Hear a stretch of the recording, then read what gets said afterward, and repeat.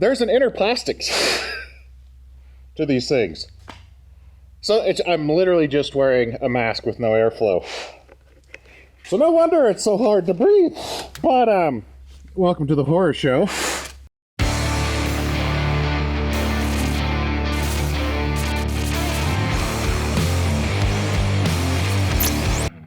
Hello and welcome to the shop. I'm Jared and this is the Questionable Garage. And you're going to need to forgive me for the questionable lighting and potential background noise outside. And that is because we're working on a car I'm excited to have back in the shop. I hope you guys are excited about it too. You were pretty excited when we first unveiled it. It's pretty cool. It's got pop-up headlights. Yeah, and it's my Supra. Sunroof. I told you it was a Supra. Turbo, 5-speed, pop-up headlights, like the signature body lines. I don't think that's a Supra, dude. That's right. We've got our Toyota Supra slash 1989 Ford Probe, the original Mustang killer. This is what Ford intended to replace the Ford Mustang. This is the year you get to start looking at it and actually drive it, and even take one home. The Probe from Ford. It's hard to believe it's really here. They saw a whole bunch of front-wheel drive hot hatches doing well, so they made a kind of long, not really hatchback Ford Probe. And then kept the Mustang, and as you can tell, you can still buy a Ford Mustang, but you cannot buy a Ford Probe. So, was not a very good car at killing the Ford Mustang at all. But let me tell you why we've got the doors open. The smells. There's a lot of smells coming from this car. Now that it's inside, they're like compounding upon themselves. So I'm trying to air the place out. It's rough. But you may be asking yourself, Jared, why do you have the stinky, smelly car inside? Well, that's because we're going to start trying to figure out where we're going to spend our money. The entire goal of this project, again, there's so many YouTuber budget builds, I'm guilty of it. I've accidentally done it a few times where I had every intention of being budget-minded and then not being budgeted at all, spending way too much money. So we set ourselves a $2,500 limit on this car. We spent $325 purchasing the car, so we have $2,175 to go, and we've got a lot to fix. We've got to make it run right, we've got to make it look good, and go win some Radwoods with it, or comment below. Let me know what you think. Somebody tweeted me and suggested we build this movie car. It's from a very popular movie, and people build a ton of movie cars from this movie, but they're all DeLoreans. No one's done the Ford Probe. Excuse me, sorry. Hey, I'm walking here. But yeah, we are going to dig into the car and do our best to find everything wrong with it and how much it's going to take to make work, so we know how much it's going to take to make cool. The first thing we need to address is one of the awful smells. Now, if you remember, our initial goal was for me to just show up, put a battery in it, and drive it 220 miles home, but you can kind of still see the remnants of the puddle. This thing leaks half a gallon of gas every foot, so I have a horrible gas smell. We've got a horrible smell from the interior. Yes, that is mouse feces everywhere. So before we even look into the engine bay, tune-up parts, what it's going to take to make our windows work, any of that, let's put it up in the air and figure out where that gas is coming out of so we can put that on our first part of the list. And imagine if I write everything wrong on a piece of paper. What's the over-under that it's taller than me? I'm 6'7". I'm probably about that many problems. I wonder what we're going to find on top of the massive fuel leak. Looks like some animal was kind enough to pee on the car. Honestly, that probably helps it a little bit. It's rough. It was $300 though, and it was definitely an impulse. All right, let's take a look-see-loo. This is unusual for the South. Rust. This is something we don't really get here. I appreciate how much of the car's design is just plastic. I know all of you Northerners just looked at that rust I pointed out and you're like, that's not rust. Well, down here it is. We just don't really get it. We get straw. We haven't really run the engine, but it's not vomiting all of its fluids. I'm going to guess that's a newer slave cylinder, and the reason I say that is all the surface rust on it. Man, this thing is so intact. We got a little more rust up there. Oh, hello. And we don't have a rocker there anymore. So, using Dr. Google's assistance and looking these things up, they're sometimes known for this hose to start leaking.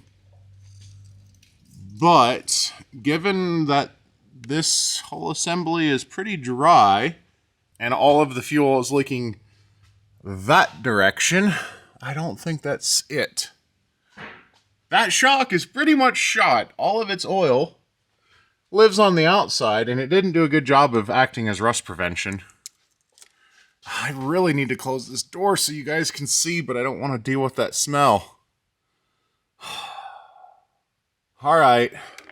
Just for you, I'm going to close the door so we can actually, like, look at the car together. Well, there. You guys will be able to see a little bit better because the camera can actually, you know, adjust for the light. It smells terrible, though. But, you know, that's a thing. So yeah, normally, from all of my research, the tanks were semi-common to leak from the filler neck. That is not our fuel leak. It's coming from possibly the tank itself, maybe the top. So we'll need to actually address and look. Maybe we're lucky and it's the sending unit gasket and not the tank itself. Or it could be the tank. So that's a little more things to research. Maybe we'll get lucky and not have to spend money, but really, aside from a few surprise rust things and a massive fuel leak, under here, it's not too scary. We just need shocks, brakes, you know, those things. Hopefully we can get the calipers freed up so we don't actually have to buy new brake calipers and maybe just some pads. You know, it's not terrible under here. You know, we might still be able to make things work on a budget. Let's lower it down and investigate the top and see what we know is definitely wrong. I just wish we could run it more. We've got to get this fuel leak fixed. So maybe we'll pull the rear seat so we can get to the fuel tank top. But that means getting inside, and it's pretty disgusting. It's just disgusting everywhere. Well, we lowered it back down. We're looking in the engine bay again.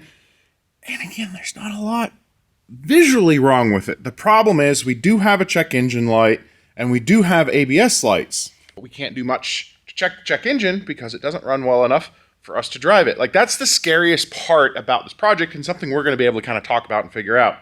We don't want to invest more money than we need to invest to find out something's catastrophically wrong, but we're kind of against the wall that we do potentially have to spend some money. Like, we have to get that fuel leak fixed to diagnose other things better. We're going to have to look at the brakes before we can figure out if we need to buy more parts. The good thing is, like, when we get to those brakes, I'm going to show you how we can potentially fix them for free. Just some lube. And when we're trying to stay on budget, free is the best price, right? And let me tell you something. When it comes to budget, sometimes, especially if we're younger, we don't make the best budgeting decisions. And we get ourselves into a little bit of debt. We get that credit card, and it's easy to spend money when you don't actually see it leaving your account. But that puts you in a position where you may have more debt and you may have a lot of stress. And that's actually where today's sponsor, Purity Debt Solutions, can come in and help you guys out. Now, it's no secret I like tools, and it's no secret that I've admitted to spending an astronomical amount on tool trucks, and I got myself into binds repeatedly where it was rob Peter, pay Paul, figuring out how to meet minimums and keep yourself out of trouble. And that's where Purity Debt Solutions can come in and help you out. One thing I like about PDS Debt is they don't have just one solution. They talk to you, they look at your debt, they look at your situation, your income, and they help come up with a solution to finally get that overbearing weight off your shoulders and get you on the path to debt-free life. Now, PDS Debt has customized options for anyone struggling with credit card debt, medical bills, collections, or personal loans. The solutions offered by PDS Debt is interest-free, and they roll all of your payments into one. It's so much easier than worrying about that one on the 14th and the one on the 17th and that one on the 7th you forgot and the other one on the 28th, and how do you even pay the one on the 30th in February? Anyone with $10,000 or more of eligible debt qualifies. There is no minimum credit score. Fair and bad credit, reach out. They're gonna help you out. You're gonna be able to save thousands in fees and interest and pay off your debt in a fraction of the time. PDS Debt is offering a free debt analysis to my viewers. Head on over to pdsdebt.com/questionable and get your free debt analysis today. It takes 30 seconds and it can save years off your debt repayment, so you can make the questionable choice and get new project cars like this horribly stinky thing behind me. And back to our engine bay and some of the things. I saw a lot of comments in our unveil video where you said, hopefully I don't have the headlight problem. Appreciate you guys commenting, because I know a lot, but I don't know everything. But I do know I do have the headlight motor problem. They are stuck up. This one just stays up all of the time. This one is floppy. The reason it doesn't fall down is someone wedged in a piece of gravel here to hold it up. Now that that gravel's gone, oh. Okay, someone wedged in a piece of gravel for no reason at all. But yeah, we definitely have the headlight motor problems, which I'm going to have to take them apart, see if maybe we can fix them, but I'm expecting a junkyard trip for that. Something else we may have a junkyard trip for is our windows. I really want to clean this thing before spending too much more time around it, but I don't want to go too much in the interior just yet, because my windows are stuck down. I want to clean the outside to see what we have, but my windows are stuck down. So, yeah, let's power up the car. Oh. All right, so window. That one you notice is slightly up, but doesn't really respond from this button. This one. You remember those old C&Cs as a kid? The cow goes. Look, we have auto down.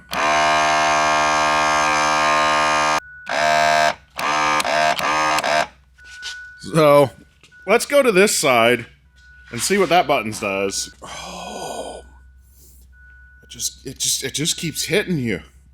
If I could roll the windows up, I put the ozone machine in it. So if we come over here, one thing you'll notice, and it tries, but the window just kind of rattles everywhere and gets jammed up. So it tries on this side, but not very successfully. Yeah, this one appears to be off track a little bit. Could be broken regulators. Good news is we can get regulators. They're not outrageously expensive. They're not cheap, but we're going to go for free. But before we go too much further, I want to take a look at this gas leak, which does mean moving the seats forward, removing that rear seat bottom, and seeing what's going on in there. The downside to sinus surgery, I can smell better. I smell things. I don't want to.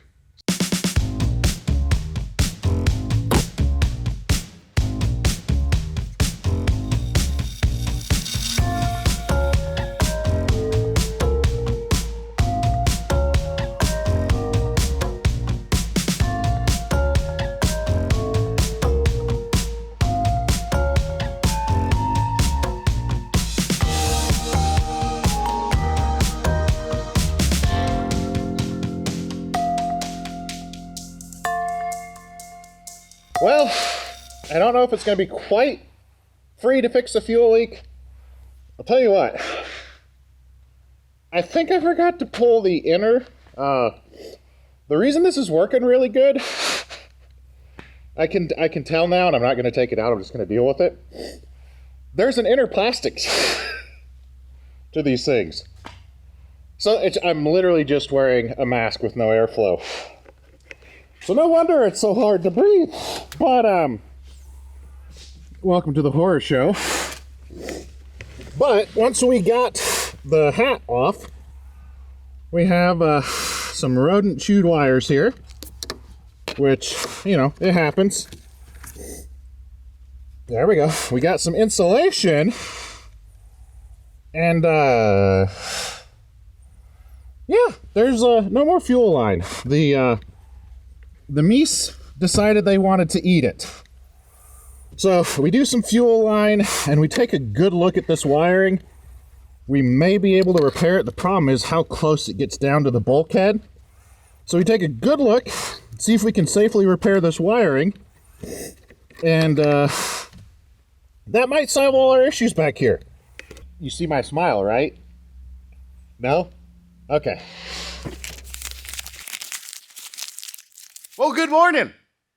It's the next day. We made some progress. I think we're going to be able to get everything working and still not spend any money. I hope. We'll have to see. We did get that fuel pump module out in that horribly smelly car, and we have it sitting over here. Anyone familiar with old cars, you know what this special brown means. It's extra special. That's rust contamination. Thankfully, the pickup sock is intact. So what that kind of sets us up for is fuel system should be okay. When we did try starting that thing, I can't remember if it made it into the episode or not, that we pulled the fuel line and we kind of got rust water, not even fuel, coming out through the fuel filter. But there were no chunks in it. Which means hopefully nothing made it through here and we just need to really clean this up. And fix this wiring. Why do rodents like wiring?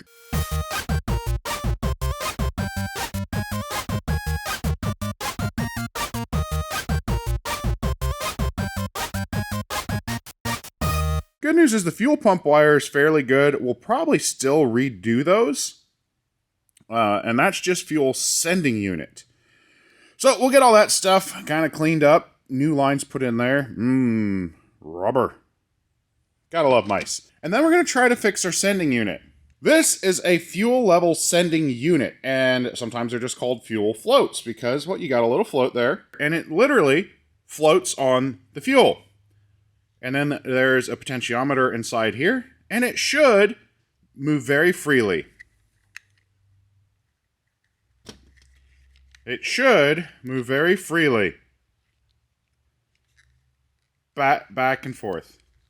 Which, that's a lot of finger force. It does not, so we could buy these. We could. Or we can try taking this apart and getting it cleaned up. So that's what we're going to do there. But I got to show you guys something else. It's sitting over by Earl. Earl's keeping it company. Yeah, we dropped the fuel tank real quick off camera because down in the bottom is forbidden chocolate chunks. That is a lot of rust sitting in that tank. So, we have a couple options. We can buy a new fuel tank. They're about $240. But we're trying not to spend money we don't have to. It doesn't leak on the outside, it's just dirty on the inside, right? We can buy a whole lot of vinegar. Or you can buy a lot of evaporust, muriatic acid, but then you also need baking soda, and that takes a couple days. We can also fill it with chain or bolts, put it on the axle of a truck or concrete mixer, and let it just slowly turn around for an hour to get that all loose. But I kind of stuck my hand around and felt blindly, and it doesn't feel like there's a lot of flanks. There's just kind of chunks at the bottom. So we're going for free. We're going to go ahead and try to flush this thing out just with water. It's going to sound weird, trying to clean rust out with water, but we're going to drain what's left of the fuel, get that disposed of properly, and then I'm going to set up the grenade tip, the spinny, super high pressure tip on the pressure washer, and we're just going to flush this thing out as good as we can possibly get it, and that's what we're doing. Because that costs $0. And zero's a whole lot better than $200, or by the time we bought all the vinegar and stuff, that's $20 to $40. All we might need is an extra fuel filter or two. There's also a strong chance of regret later, but I think, given everything I see, we're going to be okay.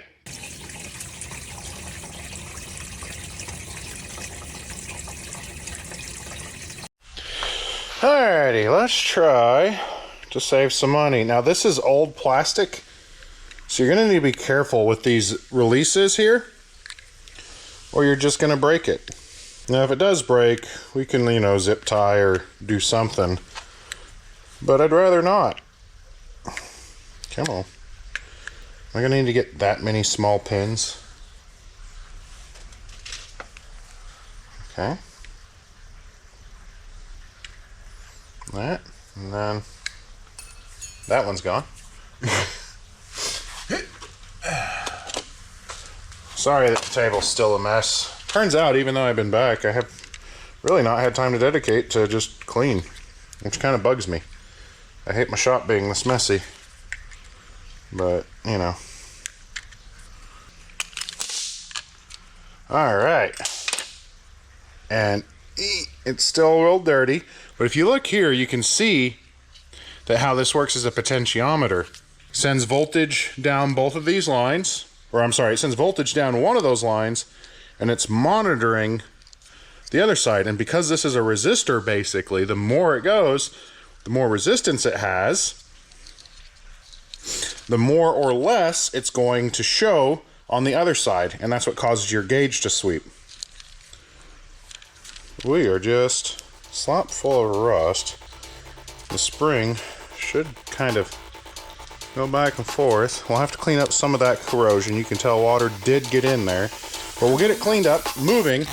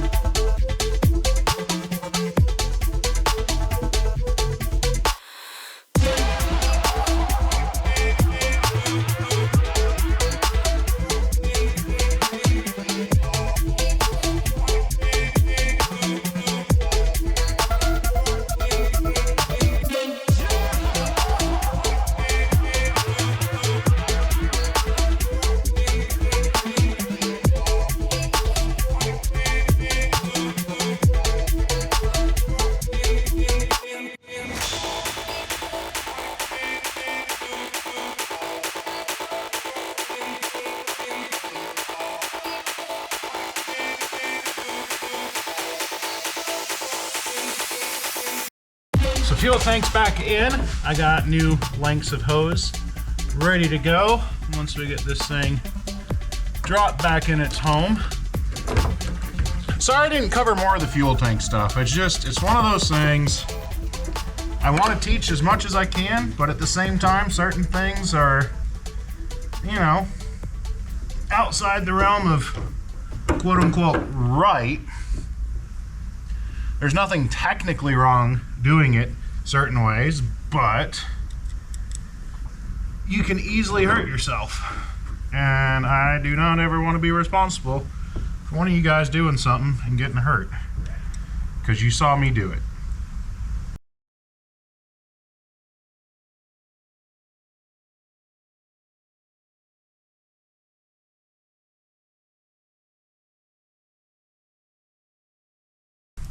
Alright, I'll plug it in. Let's get some gas in it. Well, listen to the little thing purr. It's amazing what it'll do when it's not vomiting all its fuel out. I did discover an exhaust leak. I'm going to bring you in close and rev it and see if you can pinpoint where it might be coming from.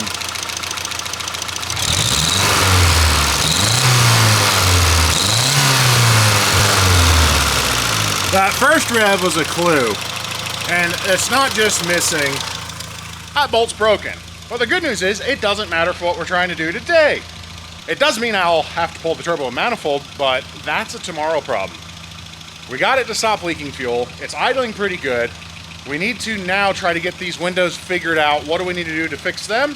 And then we'll maybe take a look at the brakes still. We'll just see how long this keeps on going, because fixes have taken a bit. But what I am encouraged about, there's no leaks there.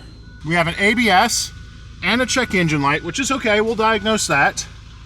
Temperature gauge moving, charging is working. Still says we have no oil pressure, but I'm more suspect that it's a sending unit or gauge problem. Yeah, I think there might be some electrical issues still. I don't know, but it sure doesn't sound like the engine's randomly, you know, ripping up to 3,000. Or maybe it's just really delayed. Who knows? But next step, let's get these door panels off and see what's hiding under there. I have removed precisely 0 Ford Probe door panels, so we'll see how this goes.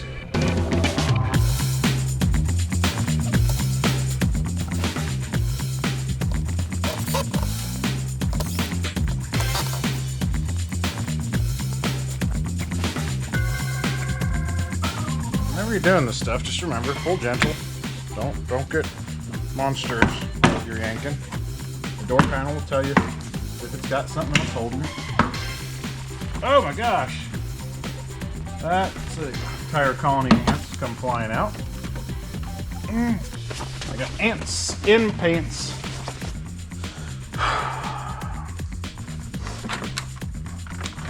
Oh, well, I can pretty much tell what's broken here already. Ah! Ants in the shoes. Come on. But, that's part of your window regulator.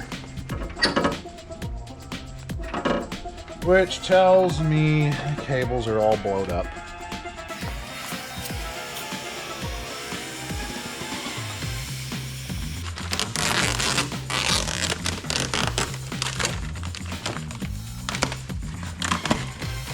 The stuff settled in with tar, or what's also called dum-dum. And with it being winter, the dum-dum is pretty tight. Alright, so yeah, that's the rest of our regulator. Trick are all the tracks, all of that still good. And it appears. Okay, so we're missing a plastic track ball on both of these. So that's less than ideal. I need to see if we can even get those, or if we're doing a junkyard trip just to make the windows go up so we can finally clean this car. There's anything worth doing is worth overdoing, right? I'm guessing our other window is going to have the same missing parts. There should be a little plastic roller on this, and it is no more. I don't know, do you like these longer work segments? Do you prefer some more time lapse mixed in?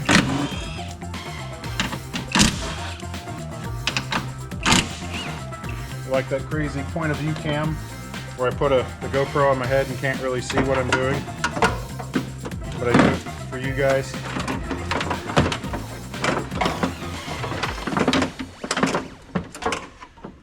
Fun part about these door stuff, it's always like you got to move it exactly right. But I kind of feel like there's a lot of like help section rollers that maybe I can take that track and match something up. I'm gonna look a little more online, see if we can't find something good, but yeah, those cables. What I think happened, that roller broke, it jammed up, and you kept trying, kept trying to get forced, and then kablow! It all comes breaking apart. Well, update on Ford Probe Saga. I found someone who recreates those rollers that we can order, and I guess they work, but they really just kind of look like mediocrely 3D printed things. It could just be a picture's really bad of them, but I still like the idea of us going to the parts store and just trying to find our own solution to get these windows working. I think we can save the right side regulator, which will be awesome, and then we can order a driver's side regulator for $50, and between that and fuel line, we would have spent like $70 by the time we're done with rollers to get windows working and it running without fuel leaks. But since I can't do anything about that now and I still want to make progress, we have a check engine light, so we're going to check codes. And despite all our really cool scan tools, this car's too old, And from what I was reading, I am 31% sure this is the wire. This is the STI wire. It's near the driver's side strut tower.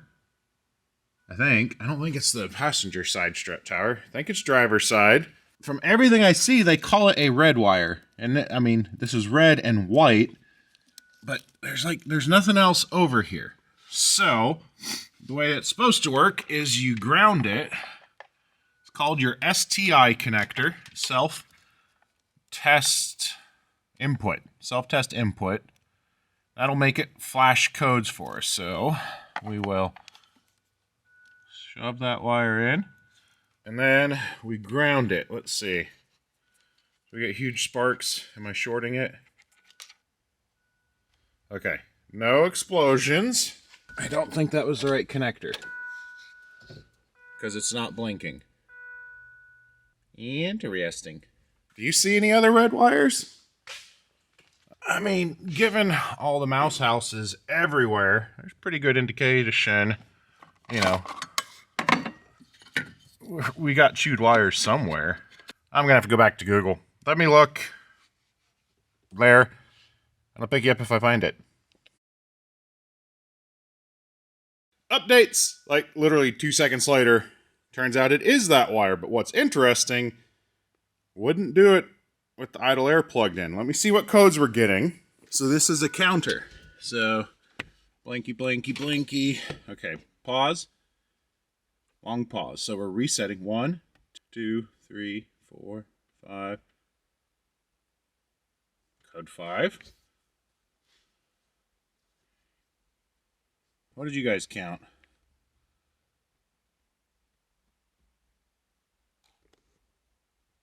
Okay, so we're just consistently getting a code 5. Alright? 5 blinks. Pause. So that is a knock sensor or knock sensor control unit. Which makes sense why it would set right away. But what's interesting is, again, it would not flash codes with the idle air plugged in. Something else I'm 98% sure, like on this engine, it's kind of like the Supras. If you're setting timer, you put it into, or set timing, you have to put it into diagnostic mode, timing set mode, where you would short that connector. So, we need to find where the knock sensors are. Is it a chewed up wire or not? We'll probably be able to see it from the bottom. My guess is it's like right there from underneath. But what I'm curious is, let's plug this back in. Take a listen. All right. Back to buzzing. Can you hear it?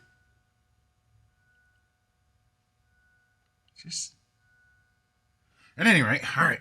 That's in. Are we still getting codes? We're still getting codes. I have no clue. I did that. I shorted that wire and got no codes. Maybe a totally normal noise from the idle air motor, because it does idle perfectly. So now we need to look at knock sensor, and we need to find window regulator rollers, and I need to make my brakes work, and then we can maybe try driving. Well, all right, we are going to get a look at our brakes. Now, I know some of you may think, when I say I can pump the pedal up and I start to get a little bit of brakes, why am I not trying to bleed them first? Well, it's because if you have stuck slides, you can sometimes get that same symptom. The biggest difference will be, generally, if it's hydraulic and you pump it up, it stays pretty good for a little while. It takes a bit to bleed off. These, you pump up, they grab, and then almost immediately go away, and we have no fluid leaks in the whole system. So that, plus the fact that this thing has been sitting and obviously everything's rusty, I think we may have a slide or two stuck, and we can get our brakes working good enough to drive it for a little bit for just, you know, some cleanup and basically free. So let's tear into the other side. So let's pop this apart and just see. We're going to go around each corner and just see what we get. Oh. I mean, that kind of reinforces my theory there a little bit. I know all you northerners are like, this isn't rust, why are you complaining? We don't have this in the south, guys. It's reasonably lubed up.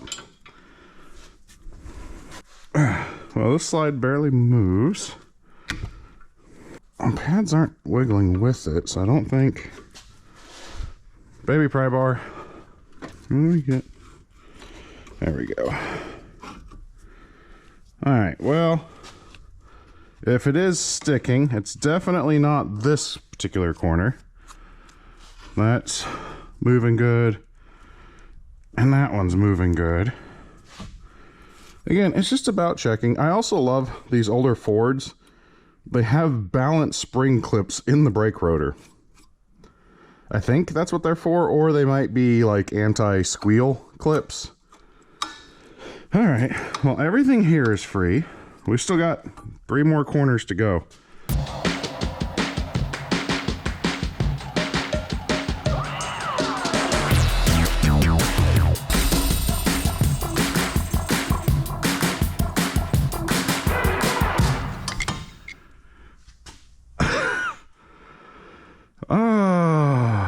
That has been broken for a while. That would be a problem. That slide's moving good. That slide definitely is not. I just want to drive the car. But look at this brake pad. You can tell that's been our problem. This uneven pad wear. This caliper's been pitching on everything completely. Cattywampus on it.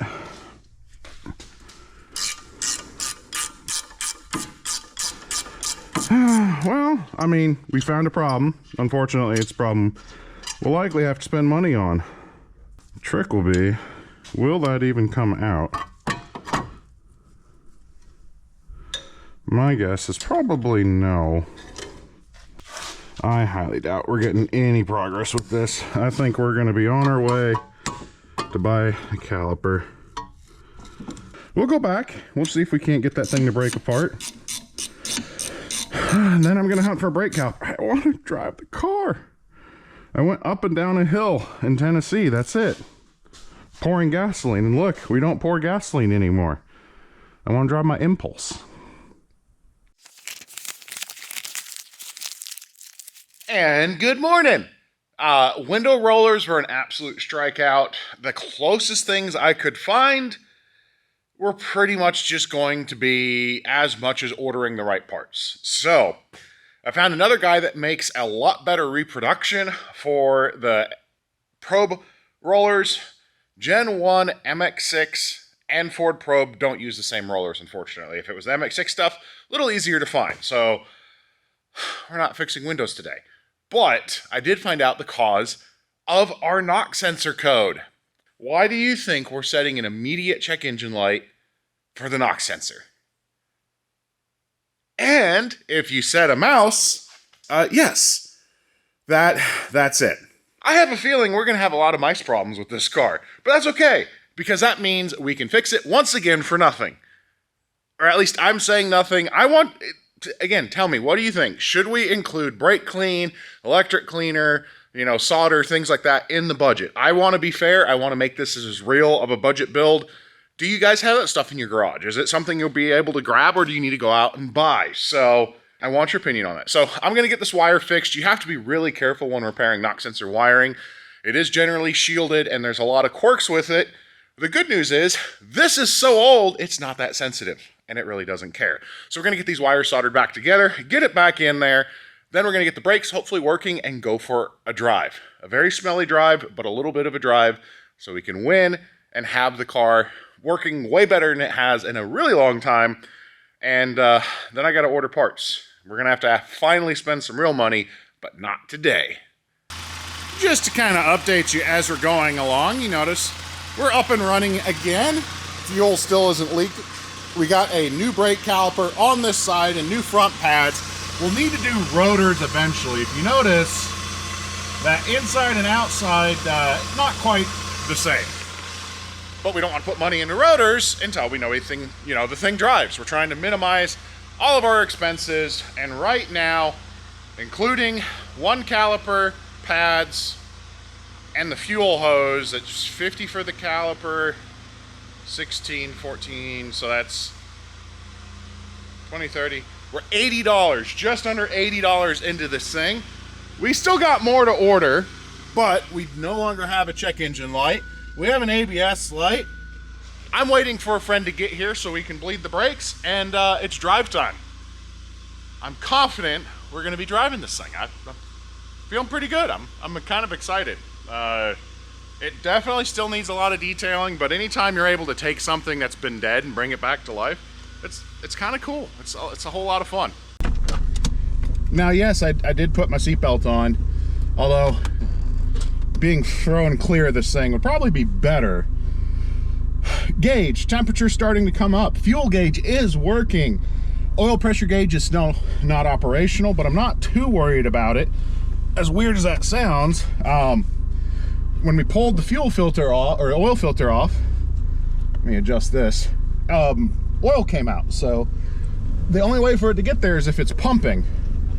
Also, the thing quit. The lifters got quiet, so we know the lifters, like, they got oil. All of that is doing what it's supposed to. Tachometer still going crazy. Brakes work very good now.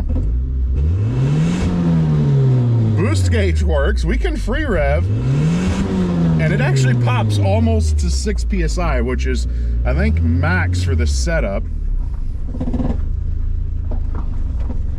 I'm expecting it to be a little angry. It still needs to come back to life, but someone's been doing tune-up work to this car. One reason I'm also not super terrified of the timing belt coming apart, you can tell this thing was well maintained at some point in its life. There's good parts in it.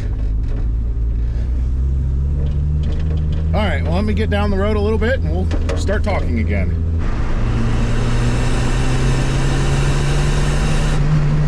Okay. We're not gonna say fast, but that was just 4th gear at 50, step on it, boost immediately comes up to probably about 8, and it pulls okay.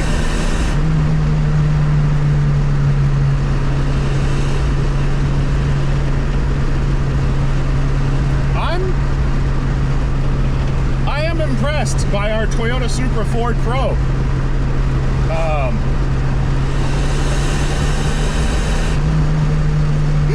The exhaust, also I forgot we've got the fuel pump cover off, so that's making some noises.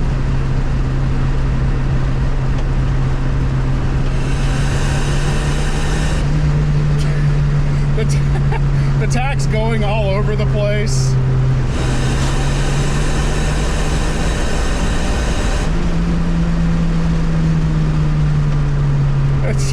It's just all over. Boost gauge snaps right up. We got that again. We got the stinking fuel gauge working for $0. I like my party streamers behind my head. It just makes the experience of, oh, the smells come and go, and they just, oh, my heater's off. Where did that come from?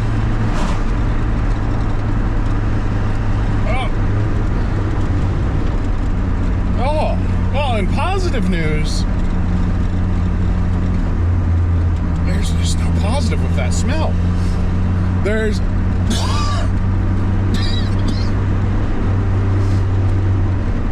listen, where I'm at, they fertilize with chicken poo. This is not chicken poo.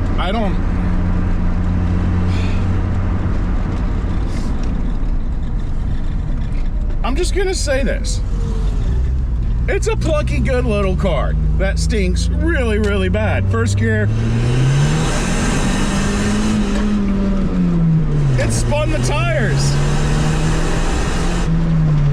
It's what out? There's definitely clogs in the exhaust system. It's working hard to push the exhaust out, which means when we fix it, it'll be even faster. 2nd gear spin.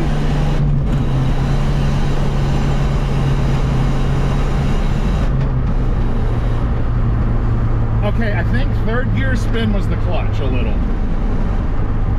No, not the clutch. The clutch is still good. Okay. Listen. Our little impulse. Look at her go. This is a good little car.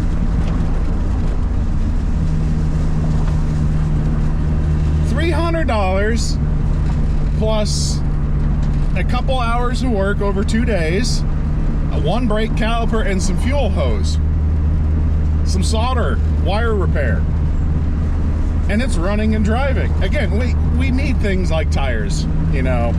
So if we can find a good deal on some decent used tires, I think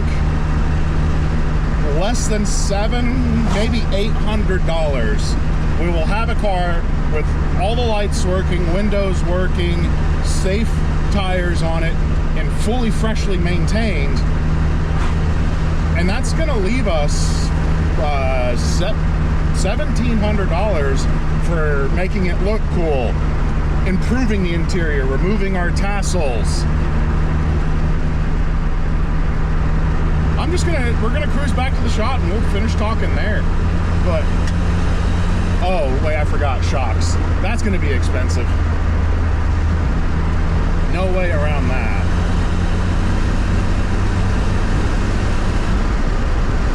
That went really well. I'm feeling pretty good. We can start spending some real money on this thing. It runs, it drives, it stops. It's a lot of fun. It's incredibly disgusting, but it is a lot of fun. That little turbo, it crems on, cranks good. You can just hear it's got some type of resistance in the exhaust, even though it's rotted off in the back. It's really having to work to get that exhaust out of the car. So if we can free that up, that's going to help that along a little bit. But we're going to park it and order some parts. So our next round, an order of business, we need to get those windows working so we can take time and really clean that interior, run the ozone machine multiple times to try to kill off any critters that are in there.